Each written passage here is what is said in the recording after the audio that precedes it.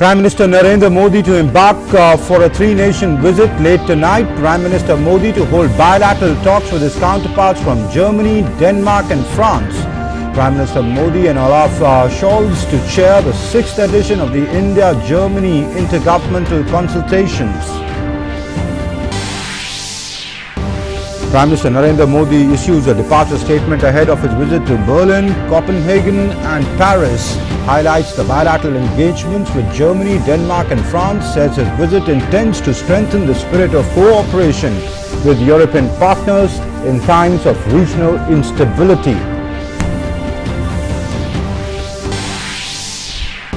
Chief of Army Staff General Manoj Pandey says his priority is to achieve the goal of modernization and self-reliance in the army. He receives the Guard of Honor at South Block Clones, pays tribute at the National War Memorial. Russia intensifies military operations in Ukraine. Russian missile strike destroys the newly constructed runway at the main airport in Odessa. Ukraine's President Volodymyr Zelensky says Ukraine will build the runway.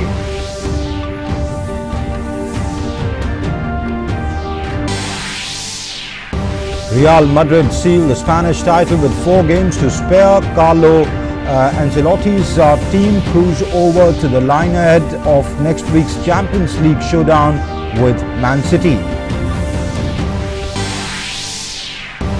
Chennai Super Kings will once again be led by MS Dhoni after Ravindra Jadeja handed over the captaincy back to him. Dhoni will be on the field as captain today against Sunrisers Hyderabad.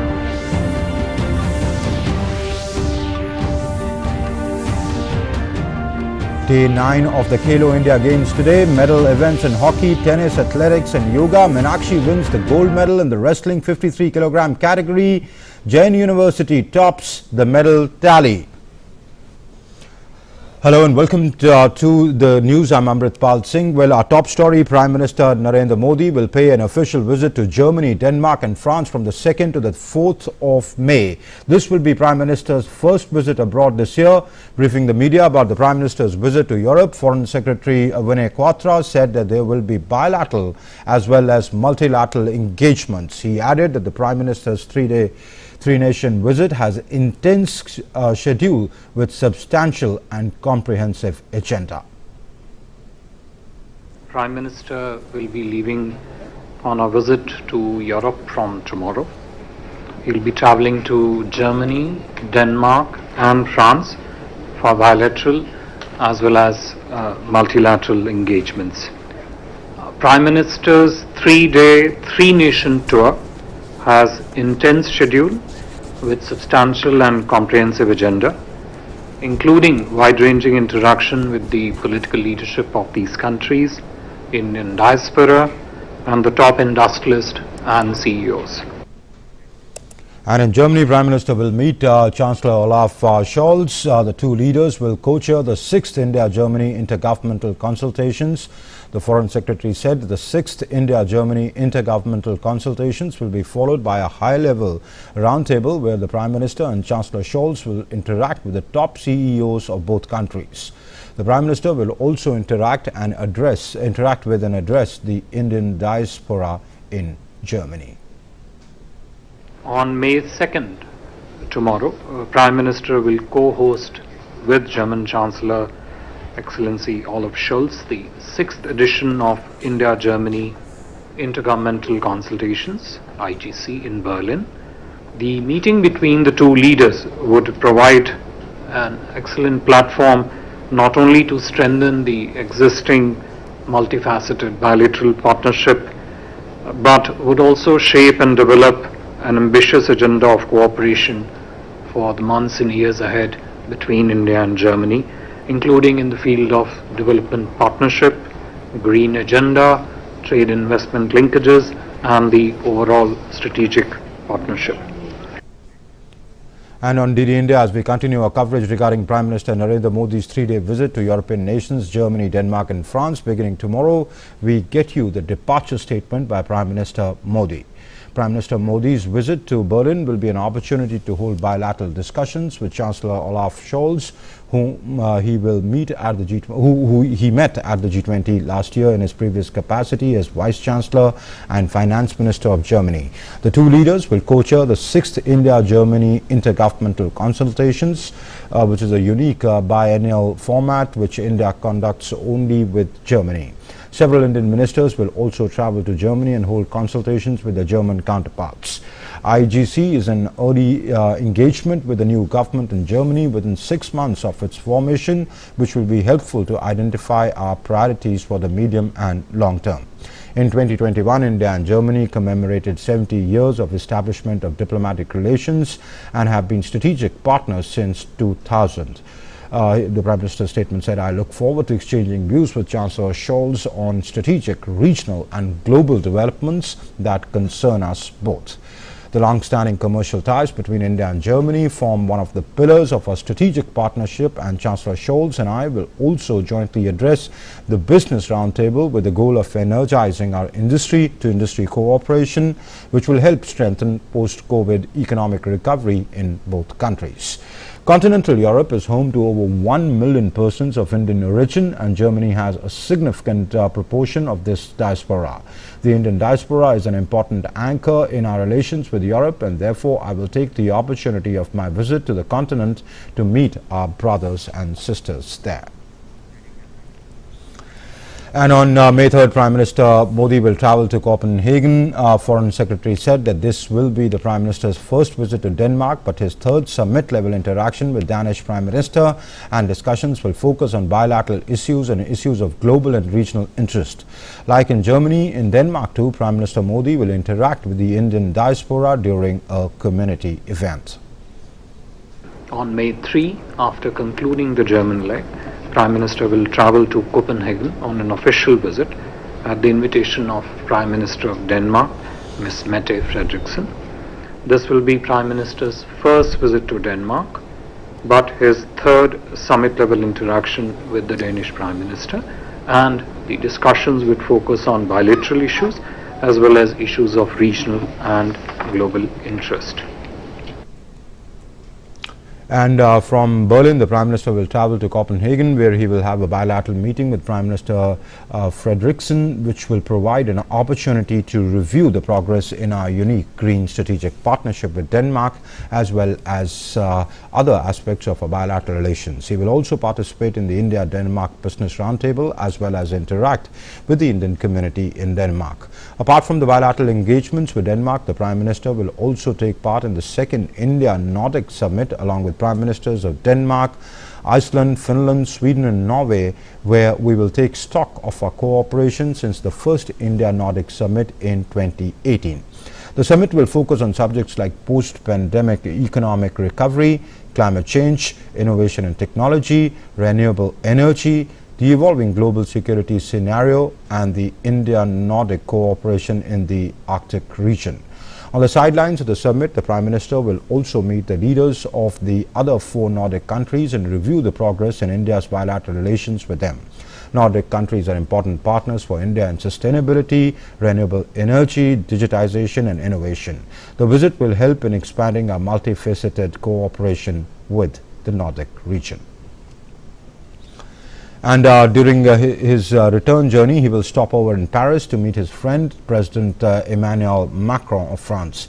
In his statement, the Prime Minister said that President Macron has very recently been re-elected, and my visit just 10 days after the result will not only allow me to convey my personal congratulations in person, but also reaffirm the close friendship between the two countries. This will also give us the opportunity to set the tone of the next phase of India-France strategic partnership. President Macron and Prime Minister Modi will share assessments on various regional and global issues and will take stock of the ongoing bilateral cooperation. It is the Prime Minister's first firm belief that two countries that share such similar vision and values for the global order must work in close cooperation with each other. Prime Minister Modi's visit to Europe comes at a time when the region faces many challenges and choices. Through his engagements, he intends to strengthen the spirit of cooperation with our European partners, who are important companions in India's quest for for peace and prosperity. And talking about GST collections, in April the GST collection stood at a record high of 1.68 lakh crores. The gross GST revenue collected in the month of April 2022 is 1,67,540 crore rupees, of which the CGST is 33,159 crore rupees. The state GST or the SGST is 41,793 crore rupees. The IGST is 81,939 crore rupees. That includes 36,705 crore rupees collected from the import of goods. And the cess is 10,649 crore rupees, which includes 857 crore rupees collected from the import of goods. The gross GST collection in April 2022 is at an all-time high, 25,000 crore rupees, more than the next highest collection of 1,42,095 crore rupees just last month. The revenues for the month of April 2022 are 20% higher than the GST revenues in the same month last year. For the first time, the gross GST collection has crossed the 1.5 lakh crore mark. The total number of e-way bills generated in the month of March 2022 was 7.7 crores, which is 13% higher than 6.8 crore e-way bills generated in the month of February 2022, which reflects the recovery of business activity at a faster pace. And General Manoj Pandey took charge as the 29th Chief of Army Staff on the 30th of April after incumbent General M.M. Naravane retired from service. General Pandey is the first officer of the Corps of Engineers to head the 1.3 million strong force. On assuming the appointment of the Chief of Army Staff, General Pandey paid homage at the National War Memorial today.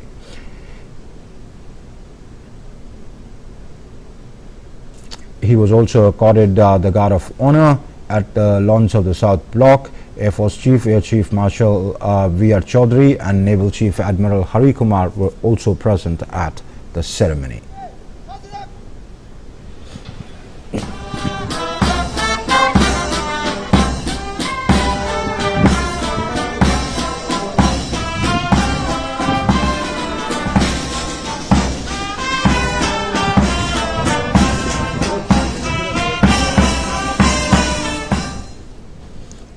Later speaking to the media, the Chief of Army Staff stressed that his foremost priority would be to ensure high standards of operational preparedness to face the current, contemporary and future challenges across the entire spectrum of the conflict. He assured that all three of the services will work together and take things forward towards the cause of national security and defense. विश्व की geopolitical situation तेजी से बदल रही है, जिसके फलस्वरूप हमारे आगे कई चुनौतियां हैं। हर संभव चुनौती का सही मायने में सामना करना हमारी स्थल सेना का काम है। हमारी स्थल सेना बाकी सिस्टर सर्विसेज के साथ पूरे समन्वय, सहयोग और सामंजस्य से हम तीनों मिलकर इन चुनौतियों का और हर कॉन्फ्लिक्ट सिचुएशन के लिए तैयार रहेंगे। General Pandey also highlighted Indian Army's glorious history, saying it's our duty to contribute effectively towards nation building. हमारी इंडियन आर्मी का एक गौरवशाली इतिहास रहा है, जिसने देश की सुरक्षा और अखंडता को कायम रखने के कार्य में बखूबी काम किया है। उसी प्रकार स्थल सेना का नेशन बिल्डिंग में भी उतना ही अच्छा योगदान रहा है। आपके माध्यम से मैं देशवासियों को आश्वासन देना चाहता हूं कि भारतीय सेना स्वतंत्रता, स्वाधीनता और समानता इन तीनों मूल्यों पर पूरी तरह या पूर्णतया प्रतिबद्ध है। And Lieutenant General B.S. Raju, who was Indian Army's Director General of Military Operations at the DGMO, took over as the Vice Chief of Army Staff today. On assuming charge, General B.S. Raju paid homage at the National War Memorial today. He was accorded a Guard of Honor later.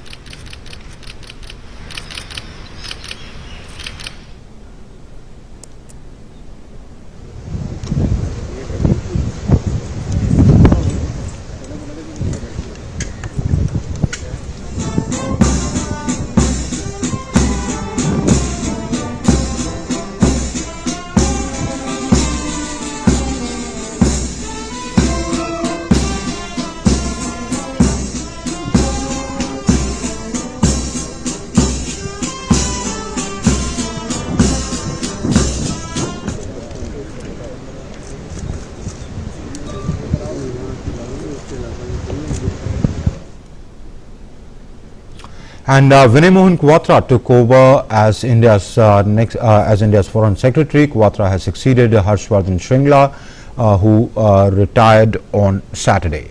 The Union government approved the appointment of Vinay Mohan Quatra as India's next Foreign Secretary on the April 4th this year. Prior to his appointment as the country's Foreign Secretary, the 57-year-old member of the Indian Foreign Service was serving as India's ambassador to Nepal since March 2020. He has an experience of nearly 32 years in a range of assignments across Geneva, the Indian Consulate in Durban, China and Russia. He's worked in the Prime Minister's office from 2015 to 2017 before he went to France as India's ambassador. And let's now take a look at the COVID-19 data from across the country.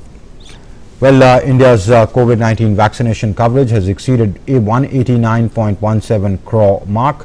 The COVID-19 vaccination for the age group of 12 to 14 years was started on the 16th of March this year. So far, more than 2.9 crore adolescents have been administered the first dose of COVID-19 vaccine.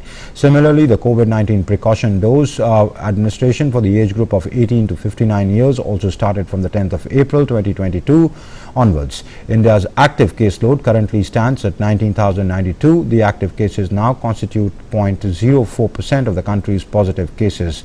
Consequently, India's recovery rate stands at 98.74%. The 2,876 patients have recovered in the last 24 hours, and the cumulative tally of recovered patients is now at 4,25,36,253. 3,324 new cases were reported in the last 24 hours. The last 24 hours saw a total of over 4.71 lakh COVID-19 tests being conducted. India has so far conducted over 83.79 crore cumulative tests. Weekly positivity rate in the country currently stands at 0.68%, and the daily positivity rate also is reported to be 0.71%.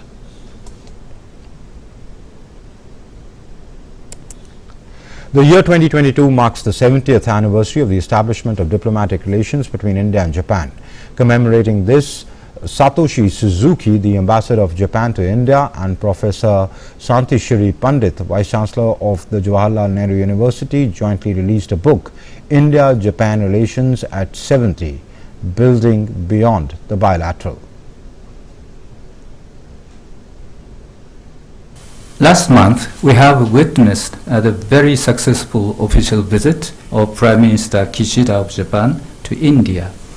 The visit provided an excellent opportunity to review bilateral cooperation in wide-ranging areas, to chart the future course of our special strategic and global partnership.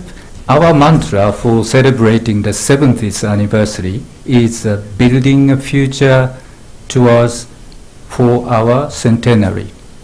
The message is to create our future together and propel ourselves to the 100th anniversary landmark and beyond. India and Japan are part of the arc of democracy, and we have common values not only of civilization, also of democracy, freedom, and especially in the Indo-Pacific. Let me at the outset congratulate Shravani and her team, especially of young scholars, in proving once again that the Jawaharlal Nehru University is known for research and academic activities. I can promise both the ambassador and the Japan Foundation that JNU will carry this tradition and try to spread Japan and Japanese studies to other parts of India. And the book consists the contribution of Professor Srabani Roy Chaudhary and other editors and research scholars of the Japan division. The book commemorates the traditional areas of cooperation, redefining the contours and components of bilateralism. This book delineates the past to the present and proffers a future vision, commemorating the traditional areas of cooperation like historical linkages, soft power equations, and economic engagement. It redefines the contours, components of bilateralism by looking at the new areas of cooperation, mainly security, energy, infrastructure, connectivity. It also offers a glimpse of emerging areas of cooperation, outer space, cybersecurity, critical technologies, blue economy, and sustainable development, which would enable both of them to build beyond the bilateral to engage in multilateral forums. I've also contributed a chapter to the book, Energizing the Cooperation, Renewable Energy Transitions in the Power Sector. As the title suggests, it focuses on the ongoing energy transitions towards renewable sources in India and Japan. It looks into the opportunities and challenges both nations face as a result of such a transition. I have restricted my focus to the electricity sector, which is a critical carbon emitting sector, and looked into the progress as well as the untapped potential within the spheres of technological, financial, and policy cooperation. As Russia has intensified its military operations in Ukraine, a Russian missile strike has destroyed the newly constructed runway at the main airport in Odessa on Saturday. The military official said that the knocked-out Odessa runway is a strategic Black Sea port. Ukraine's President Volodymyr Zelensky said that Ukraine will rebuild the runway. The occupiers again shelled the Dnipropetrovsk region and Odessa with the missiles, again and again. Russian troops proved that people of Odessa are the same enemies for Russia as all other Ukrainians. The runway of Odessa airport was destroyed. We will, of course, rebuild it, but Odessa will never forget such a Russian attitude towards it. Meanwhile, Odessa's Mayor Gennady Trukhanov has said that it had taken 10 years to design and build the new runway, which was formally opened last July. Russia's military has not yet confirmed the strike, though. And a deputy commander of the Azov regiment of Ukraine, holed up in Mariupol steelworks, informed that 20 women and children were evacuated from Azovstal on Saturday. The Ukrainian fighter said that rescued people would be transferred to Ukraine's city of Zaporozhye. The Ukrainian soldier said that he's hopeful that all civilians would be evacuated. He also called for safe passage of wounded soldiers. Meanwhile, Russia said that it has destroyed 17 Ukrainian military facilities with high-precision missiles and killed over 200 Ukrainian troops on Saturday. Russia's defense ministry added that it has also destroyed a command post and a warehouse used to store rockets and artillery.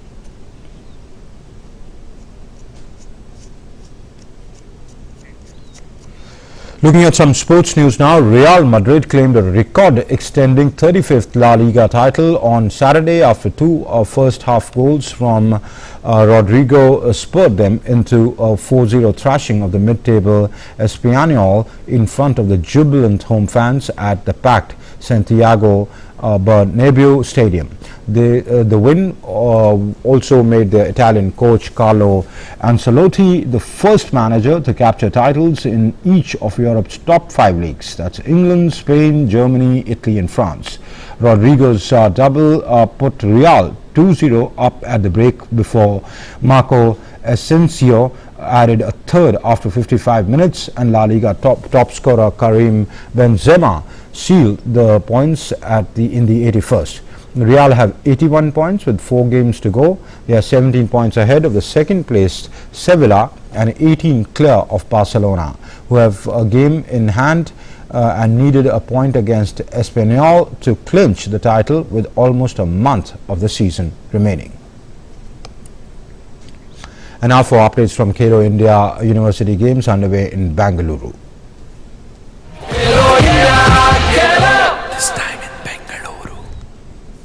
Today is day 9 of KIUG India University Games 2021, where the finals of the various events will be played, including hockey, tennis, athletics and yoga. In hockey, the Savitribai Phule University beat the Punjabi University by 4-2 in the shootout and clinched the bronze medal. In wrestling, Meenakshi from CRSU won gold in the 53 kg freestyle category, while Satish from MDU University bagged gold in 130 kg Greco-Roman style. And talking about athletics, Akshata from Karnataka finished first in the women's 100-meter hurdles this morning. And that's it in the news. Thanks for watching. Have a good day. Namaskar.